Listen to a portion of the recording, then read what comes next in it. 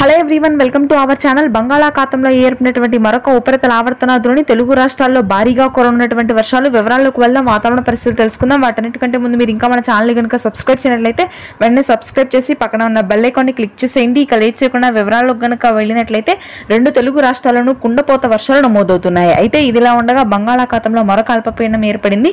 దీని ప్రభావంతో ముఖ్యంగా ఉత్తరాంధ్ర అదేవిధంగా తెలంగాణ జిల్లాల్లో భారీ వర్షాలు కురిసే అవకాశం ఉంది. హైదరాబాద్ పరిసర ప్రాంతాల్లో ప్రస్తుతానికి ఆకాశం మేఘావృతమై చిరుజల్లులు మాత్రమే నమోదవుతున్నాయి. రేపటి నుంచి భారీ వర్షాలు కురుస్తాయి.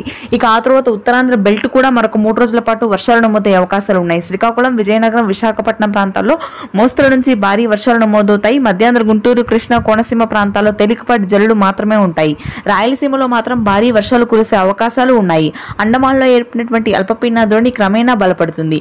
దీని ప్రభావంతో కడప, కర్నూలు, అనంతపురం వ్యాప్తంగా భారీ వర్షాలు నమోదు కానున్నాయి. ఇక ఆ తర్వాత ఉత్తర తెలంగాణ, నిజామాబాద్, ఆదిలాబాద్, నల్గొండ, ఖమ్మం ప్రాంతాల్లో మాత్రం తేలికపాటి నుంచి మోస్తరు వర్షాలు ఉంటాయి. ప్రస్తుతానికి ఒరిస్సా వద్ద తీరాన్ని దాటినటువంటి ఉపరితల ఆవర్తన ద్రోణి బలహీనపడి వాయుగుండంగా మారింది. దీంతో వర్షాలు కొద్దిగా తగ్గుముఖం పట్టాయి. ఇది ప్రస్తుతానికి ఉన్నటువంటి latest weather update. Thanks for watching this video.